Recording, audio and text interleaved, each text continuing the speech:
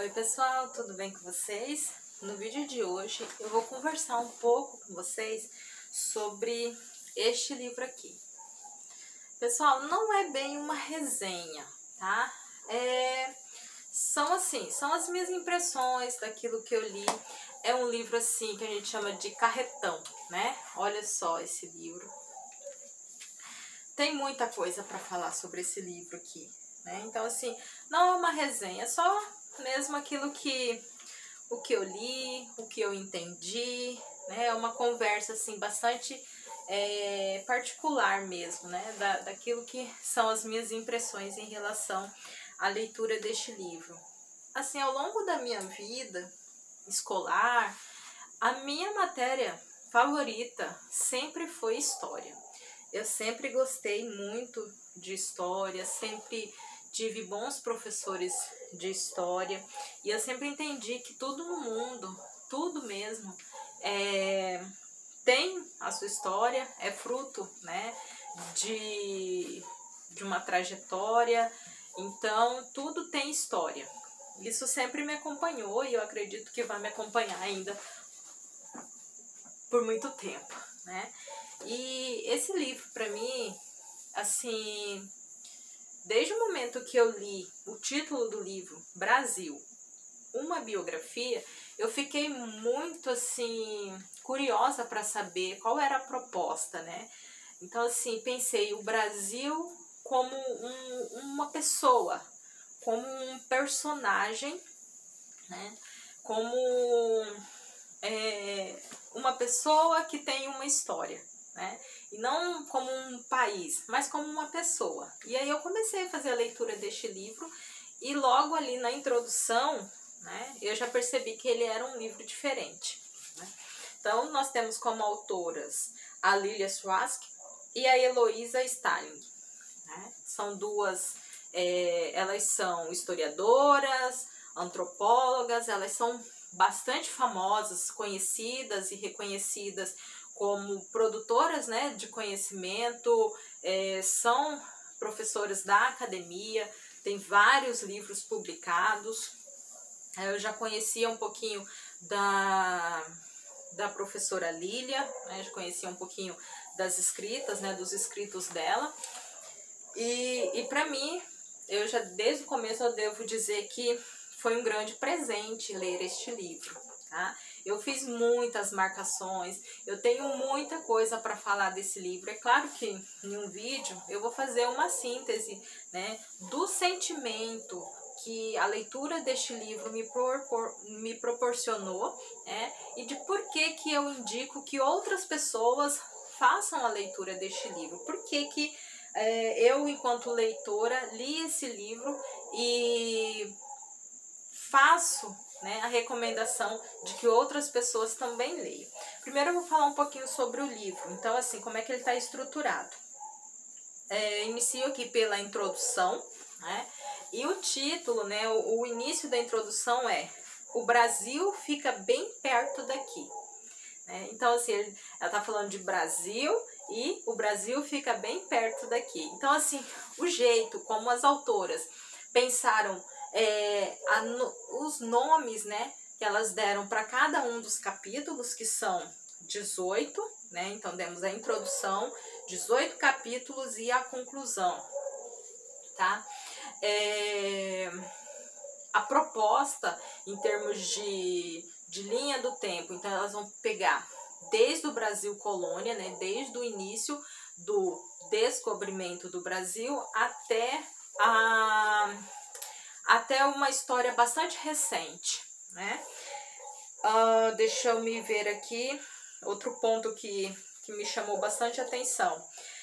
Além dos nomes de cada um dos capítulos, o nome da conclusão, né? Como que elas iniciam a conclusão, que é história não é conta de somar, né? Então, assim, você já percebe que esses nomes que elas utilizam ali tem um porquê, né? Então, história não é conta de somar, ou seja, não é um resultado exato, não é uma equação, uma fórmula pronta, né? História, ela tem ali a forma como você olha, como você lê os fatos, né? Como são apresentados os fatos, qual o posicionamento você tem em relação, né, àqueles fatos. Os fatos são fatos, porém, dependendo da forma como você olha, como você lê esses fatos, você pode transcrever ou escrevê-los de formas, né, que você, né, tem ali a sua intencionalidade, né? Então, o que assim foram as palavras-chave? Gente, é muita coisa realmente. Eu tenho muitas tagzinhas aqui, cada uma eu tentei assim anotar, né, fazer meio que um resumo daquilo que eu estava entendendo.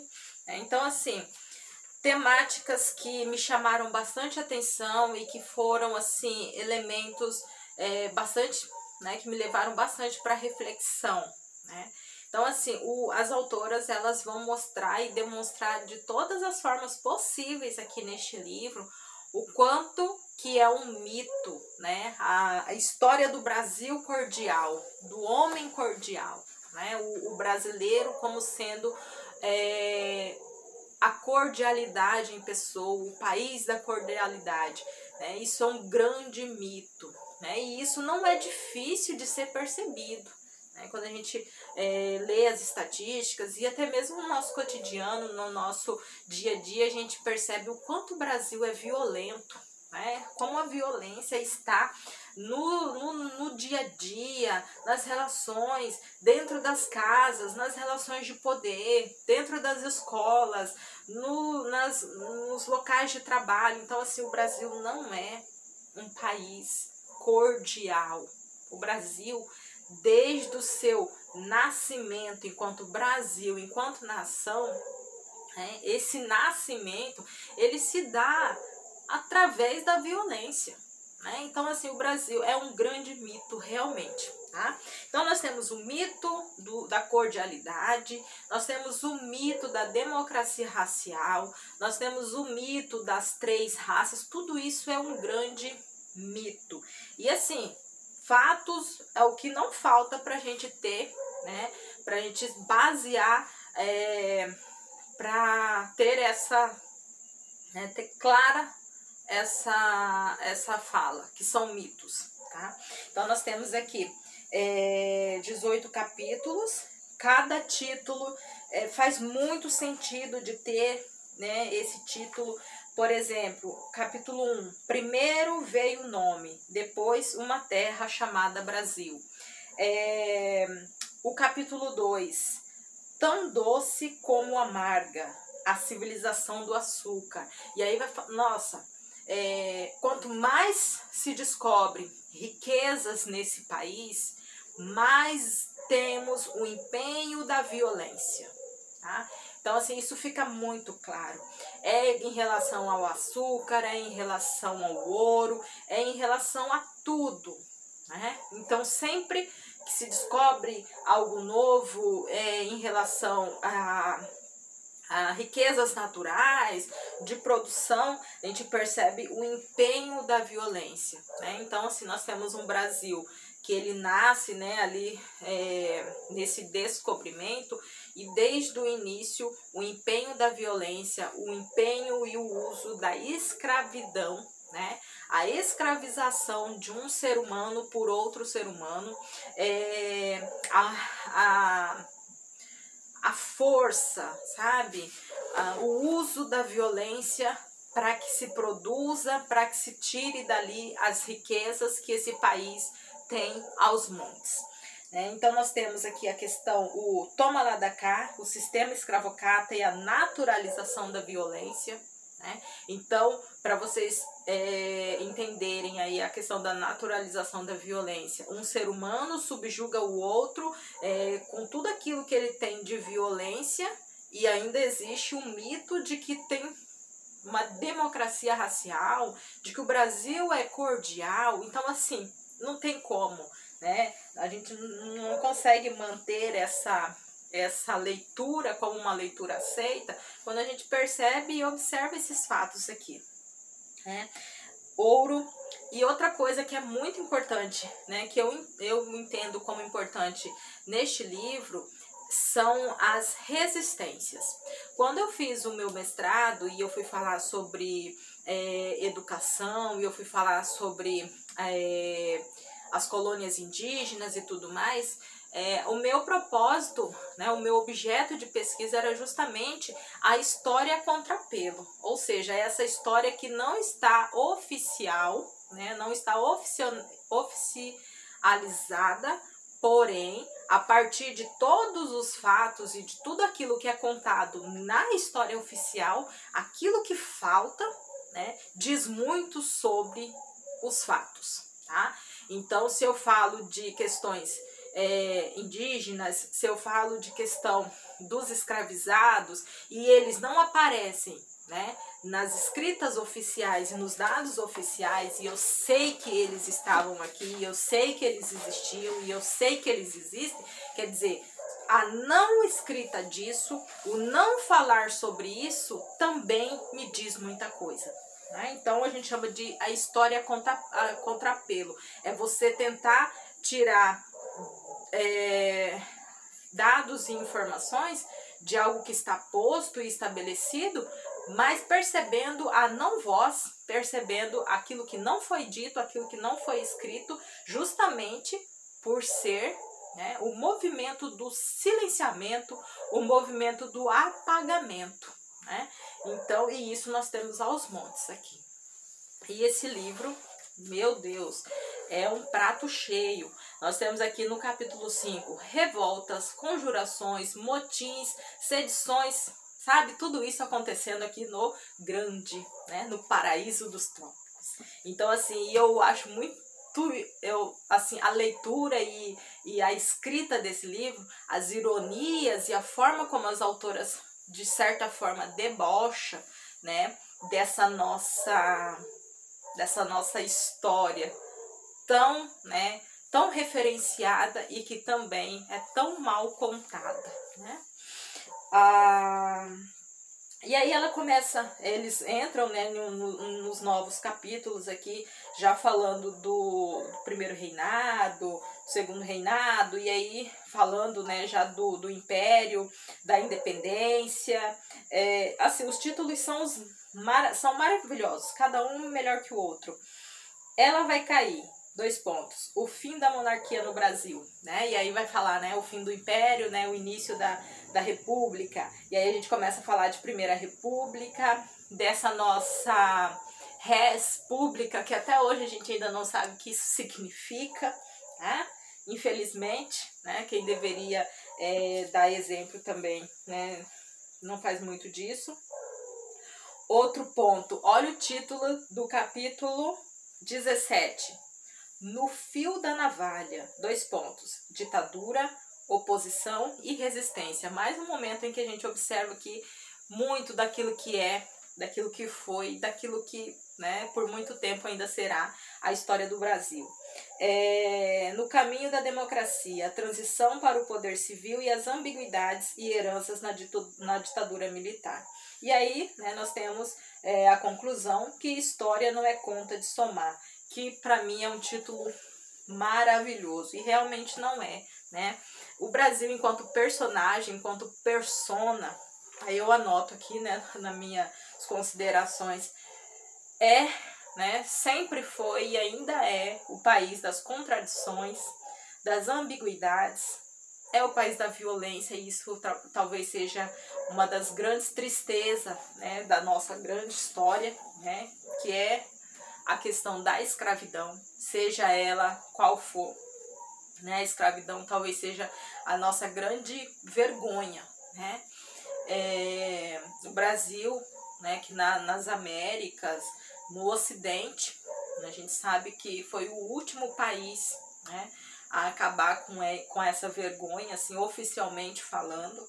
A gente sabe que de vez em quando a gente ouve notícias de coisas que não dá para acreditar, mas que ainda acontecem, né? Então, a temática da escravidão, outra temática importante aqui, questões indígenas, as autoras soube trabalhar muito bem essas duas temáticas, né? E derrubar, definitivamente, eu acredito que qualquer pessoa que lê isso aqui né, vai entender que realmente é um grande mito essa história do Brasil cordial. Nós sabemos que não é verdade. A violência, ela impera e imperou desde o início, né? Então, outro ponto que me chama bastante atenção, né, que quanto mais riquezas descobertas, mais a violência ela é, né, ela foi e ainda é aplicada. Outra coisa que, assim, me chamou bastante atenção no livro é a forma como elas utilizam, né, as imagens, né? As imagens são colocadas nesse livro aqui não só como ilustrações, porque serve também de ilustrações, mas como documentos, sabe? Documentos história, né? Então é uma imagem como um documento histórico. Então tá posto aqui também como um fato, né? Como um elemento que marca uma época, que conta de uma época. E eu achei isso fabuloso.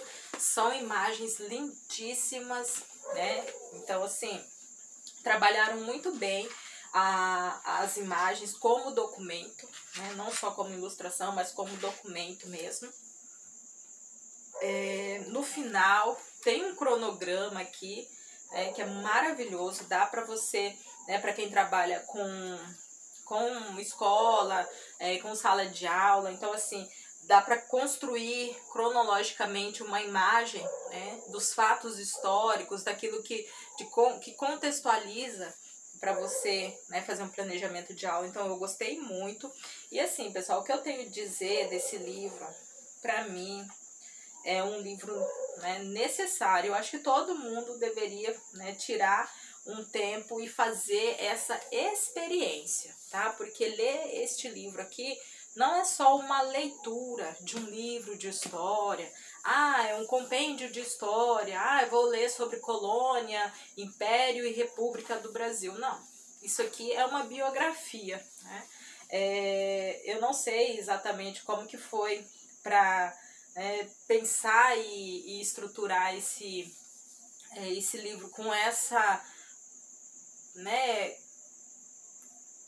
nessa escrita, né, nesse pensamento de o Brasil enquanto uma pessoa, né, com as suas contradições, suas ambiguidades, com o seu lado positivo, com o seu lado negativo. É o que nós temos, né? Podemos melhorar muito, porque sim, se tem uma coisa que eu percebo aqui, é que nós fomos e somos muito trabalhadores, e que nós temos uma terra riquíssima, riquíssima, e que poderia ser bem melhor distribuída, né, num contexto geral, para todos os brasileiros. Então, assim, eu super indico a leitura deste livro, né? Mesmo para quem, assim, tem medo de livro, esse livro tem muitas páginas. Não, pessoal, façam essa experiência. Esse aqui tem menos de 700 páginas. Façam essa experiência. É um desejo que eu tenho, né? Um desejo que eu tenho, que eu desejo para todo mundo que tenha essa experiência. Foi uma experiência muito boa para mim. Eu li esse livro em janeiro do ano passado, né? Eu li esse livro em janeiro do ano passado. Em setembro eu fiquei com muita vontade de ler ele novamente. Eu não tinha canal ainda aqui no YouTube, mas quando eu gravei o vídeo, os livros que eu tinha lido em 2020, obviamente esse aqui foi o primeiro que eu li, então eu incluí ele e eu tinha que vir fazer essa recomendação, né? É um desejo, né? Um desejo bonito que eu tenho para você, é que você leia este livro, né? São momentos, assim, de experiências que eu tenho certeza que vocês não vão se arrepender, tá bom? Então, para eu fechar aqui, eu usei para uma palavra que descreve esse livro: necessário. É um livro necessário, tá? Então, se vocês ficaram até aqui, né, dê aí o nosso curtir, o nosso joinha. Se vocês gostaram, né, da minha, do sentimento que eu tive em relação a esse livro, e se vocês ficaram curiosos para saber e para desvendar um pouco mais, eu super recomendo a leitura deste livro, tá? Tchau! Até a próxima!